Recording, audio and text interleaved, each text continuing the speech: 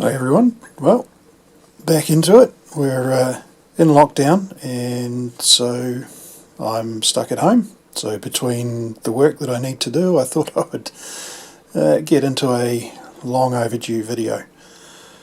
So this one is actually a repair. This is not my set, it's a Columbus model 26P. The P was the suffix they used typically for permanent magnet speakers when they were switching over.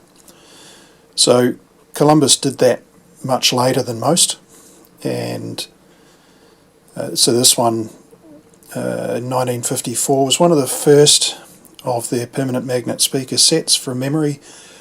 Most other manufacturers had switched over just after the war, but Columbus got really good miles out of their EM speakers, and they were good EM speakers. So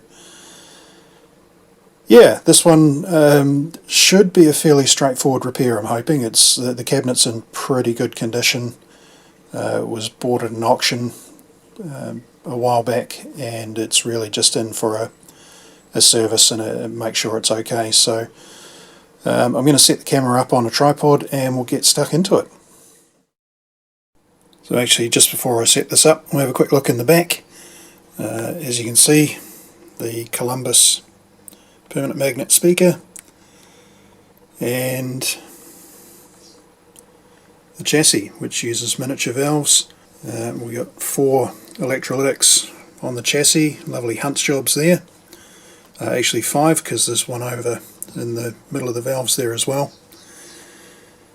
And I'm expecting that I'll need to replace all of those and whatever other caps are in underneath. I don't think I've seen the inside of one of these before, but typical tag from Radio Corp has the model number stamped into it and the serial number, and the first digit of that serial number is a 4, which makes this a 1954 set.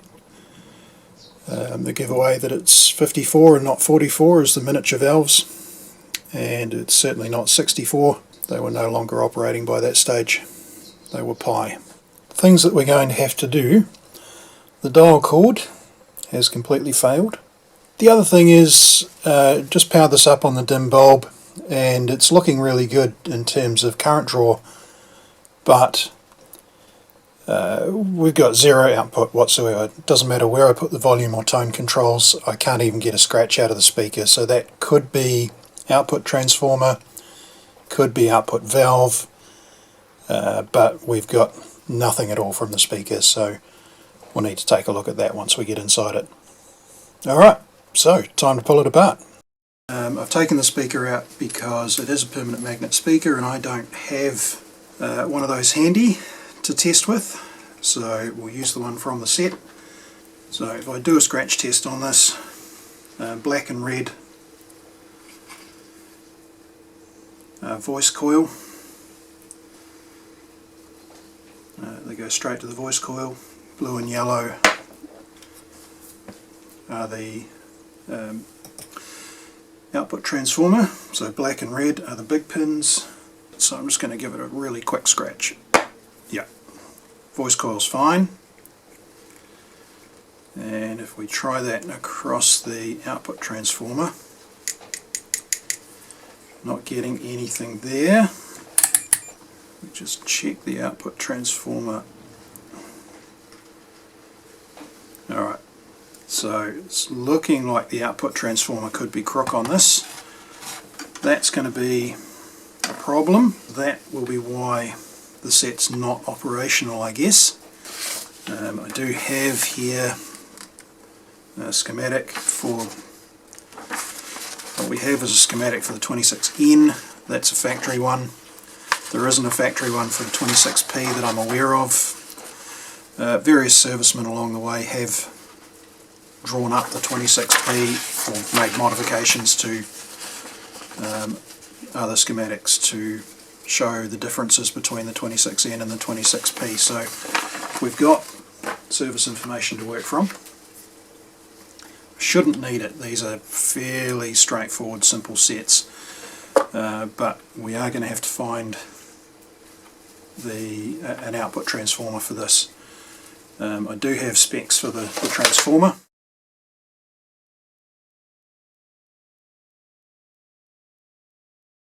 I think this will be fine. At 5 to 5.5K is the spec, and that's probably what was in here. 7K should be okay. We may have reduced output. I'm actually interested to know what others think on that. If you have a technical opinion on it. I know it's always nice to keep things how they should be, but is there a technical issue other than power matching why a slightly higher resistance plate load would be a bad thing? Barring any major issues, it's what I'll put back in it. So I'm going to whip this off. It's riveted onto the speaker, and I'll take this can apart, see if I can put the internals from this one inside this can to keep it all looking neat, and then I shall be back. Okay, so I've got all that apart. I've got this transformer removed, and I've got this one off the Columbus speaker. It's marked AN190, and if I look at service info from Radio Corp on their coils and speakers, AN190 is a single-ended 6V6 output, which is what the 6AQ5 is equivalent to from memory, and it's 5K. So this is 7, it's not quite right, but it's what we're going to go with because it's what I've got. And if anyone has an opinion on that, please drop it in the thingy down below. To me, the difference in actual operation of the set should be fairly minimal. I know you should match impedances. It is what it is at the moment because it's what I've got, but yeah, if you think it's going to do anything particularly wrong, then let me know. If you haven't seen inside one of these, a couple of bits of fish paper in there protecting the sides. It's been wax dipped and dated July 1954. I would not think there was a lot of time between when this transformer was produced and when it was fitted to the set. I don't know if we'll get away with something. Ooh, look at that. Double shielded. That's going to fit right inside there, and if I just cut through, because these holes are a bit closer together, so if I just cut slots out from these holes on this roller transformer, it'll be clamped nicely under there and hold it in place. I'll have a wee think about the tidiest way to do that. Alright, so I'm going to have a wee mess with that off camera, and I'll be back. Alright, so I've got that swapped over, the old one's out, and the new old one is back in, wired up. Now the only thing that may occur, it occurred to me as I was wiring this up, because we have some negative feedback coming from the voice coil back through this 470 ohm, is it? Yep, 470 ohm resistor. Back to the first audio.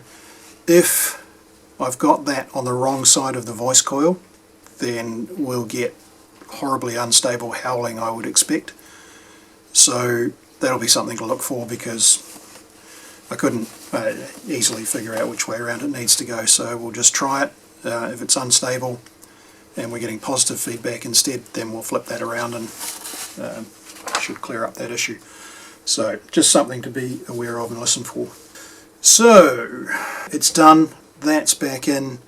We should now be able to check at least for some kind of audio response from this thing. So turn it on, put the power on, you can see that bulb just barely flared. And we got peace and quiet. Almost nothing being drawn through the bulb at the moment. That should come up as the rectifier warms up. There we go.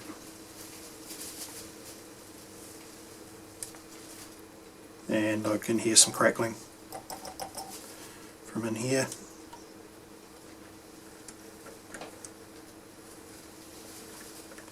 Probably not going to get any stations.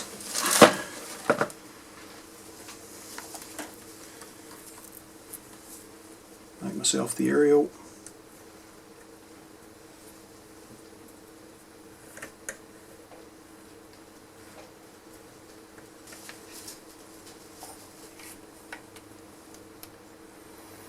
Alright, I've got nothing coming out of the set, but I've got a good strong hum in the speaker. So the hum tells me that we've got audio.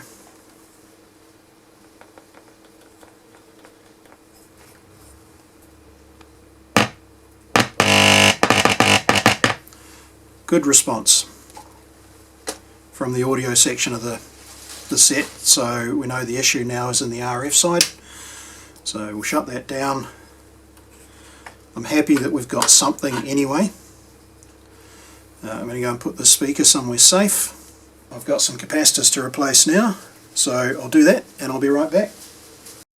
Alright, so let's talk about what I intend to do here. So these 4 cans in the corner, the electrolytics, are both dual electrolytics by the looks of things.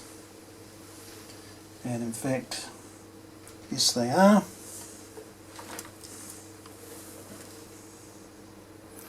It looks like they're 8 and 16. The red tab's 8, the yellow's 16. And I do note on here that they do show doubled up electrolytics here. We've got 16 mic here, we've got 16 mic here, and 16 mic here with a couple of 220s. Now that's going to be one of them there. And there's another one, wire wound one under here. So yeah, really interesting use of whatever they could get by the looks of things. I'm not sure why they've done it that way, whether there was an electrical reason for it or whether they just couldn't get the values they wanted. By 1954 I would have thought parts supply had fairly well sorted itself out.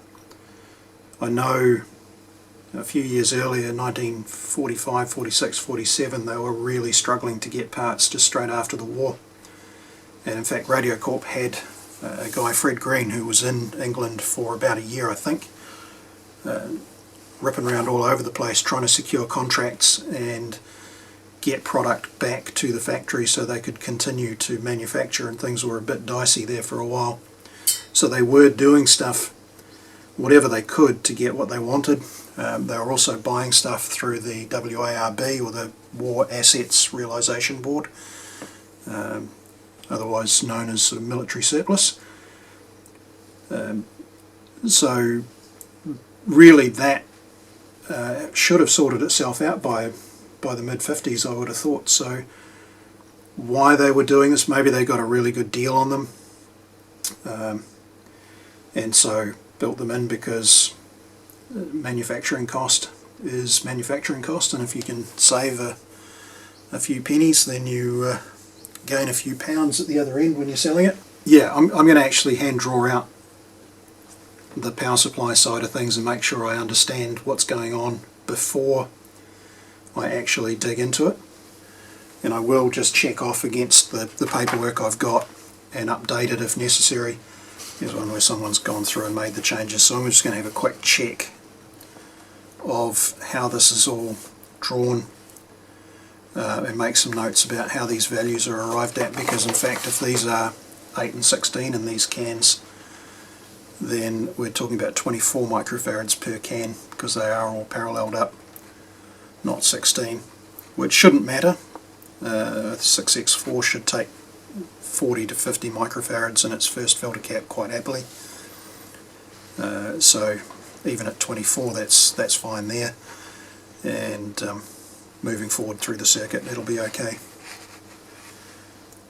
Okay, I've just seen jumper wires. So the 4 electrolytics here, there's 2 in each can. They are tied together, so each can is acting as a single electrolytic, and these 2 are bridged together and these 2 are bridged together, so they're actually acting as it's 4 capacitors. So 24, 48. So we're actually talking about 50 microfarads per block here, not 16 as is drawn here. I should be able to just use 47 mic caps. A couple of 47 mic caps should replace all of this, and then we'll see where it goes from there, because there's another one here. Alright, so I think I've got a handle on what's going on here. They must have got a deal on these capacitors, because they've paired each one and then doubled them up. So the two cans in the corner both have an 8 and a 16 in them. They're both paralleled and then paralleled together.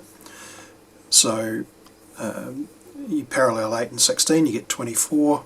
You do that twice, you get 48. So there's effectively 50 microfarads sitting this side of the first resistor. And so that's the filter cap.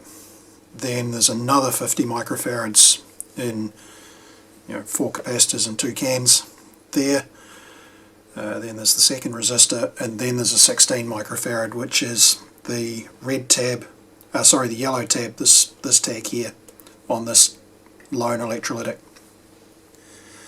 Then there's a 47k resistor, which is this wee guy here, and the final 8, which is the red tab of this one. So that's all the electrolytics taken care of, apart from this guy, which is the 25 mic, and the decoupling, that's this one here. So yeah, the only thing that makes sense is that Hunt's gave them a fantastic deal on these, and so they used them. I can't think of another reason why you would do that. It takes up a lot of space, and it just doesn't make a lot of sense to me. So if someone's got a better idea, then I'd love to hear it. It's not like they've done it for any kind of voltage capacity reason. They're 450 volt cans, I think, so they should be fine voltage wise. I don't know. Yeah, so that's my guess. If you've got a better guess, let me know. I'm going to replace each of these clusters with individual caps. I see no reason to go mental here. So I have 47 mic 450 volt caps, and I'm going to use them, one here and one here. Let's use a 15 there, and then there's 8. I've got 10s, I'll use a 10 here. These are not the issue though. The issue is not in the audio stage, and probably not in the power supply. I mean, the power supply needs done. These electrolytics will be starting to fail if they're not already on their way out. The issue is going to be in this area of the circuit, because we had no signal. I wasn't even getting crackling, so it could be something around here. But what I tend to find is that these plastic tube wax-filled capacitors are not very good. Like, some caps survive better than others. Those don't tend to survive at all.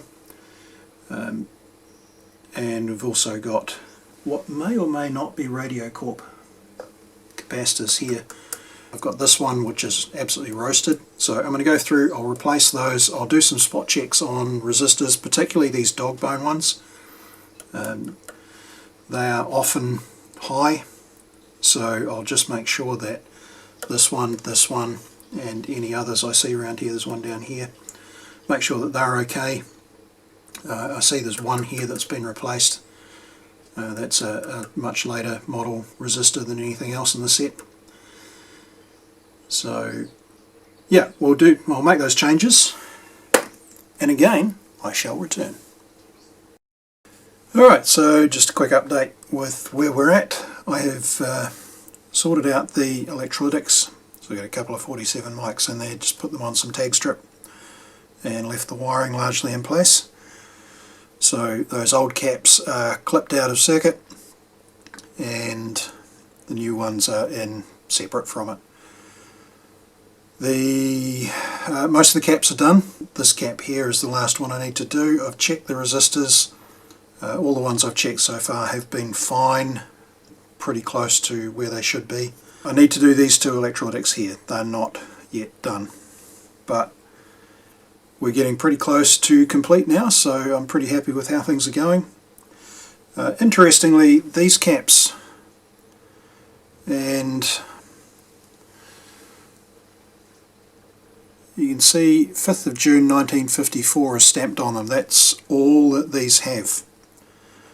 There's nothing else on them, so my best guess, given that the date is quite similar to the date that was stamped on here, my best guess is that these are actually Radiocorp caps. I've never seen these ones before, but I do tend to work on the earlier sets and not these later ones. So that's really interesting, and it's another style of cap that I can look at reproducing or adding to the archives anyway. I'm not sure if anyone is aware if these are Radiocorp caps or not. Please let me know. They do look pretty similar. There's little slots in either end for the wires to come out, same as these cardboard tube ones. My guess is that these are also Radiocorp caps. Quite interesting is all of these were 0.05s. This I measured at a 0.1.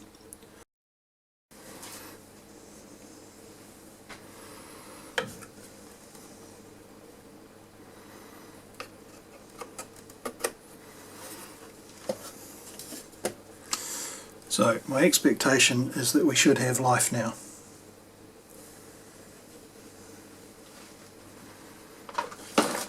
I'll bring this back into shot.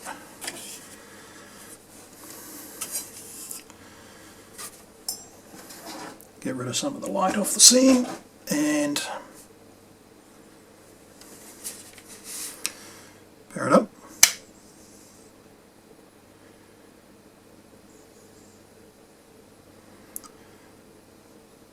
So expected behaviour from the dim bulb.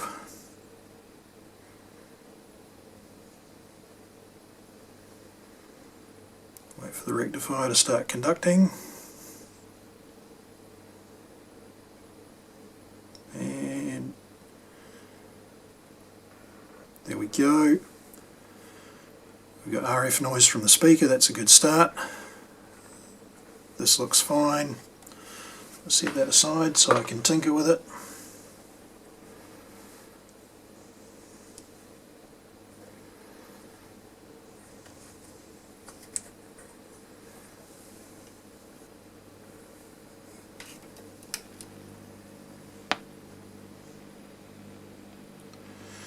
Well, we've got some static. We've got some hum.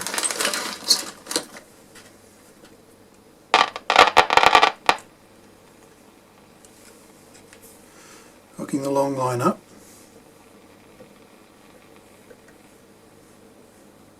We've got nothing. Definitely got sound from the speaker. So at this point let's poke an IF signal in. Even just having that running at 455 on the bench beside it, and I can already hear it coming through.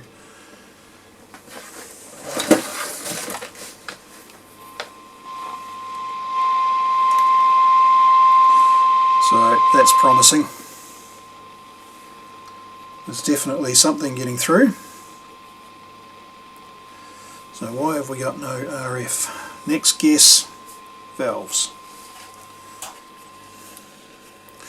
Now my valve tester won't test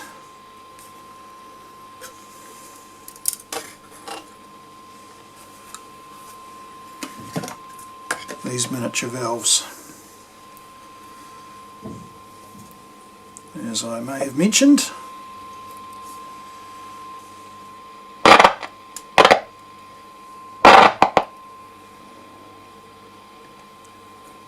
They're going to need a clamp.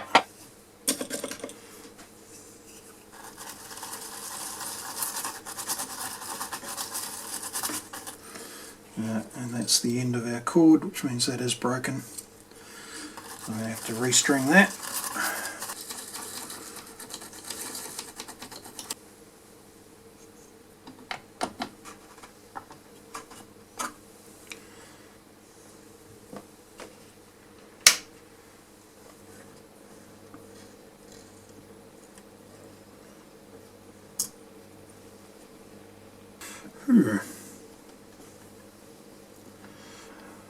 So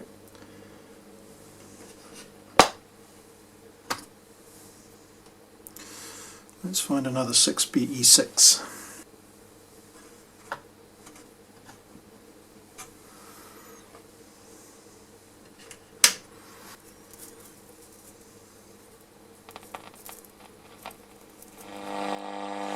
Look at that. Like a bought one.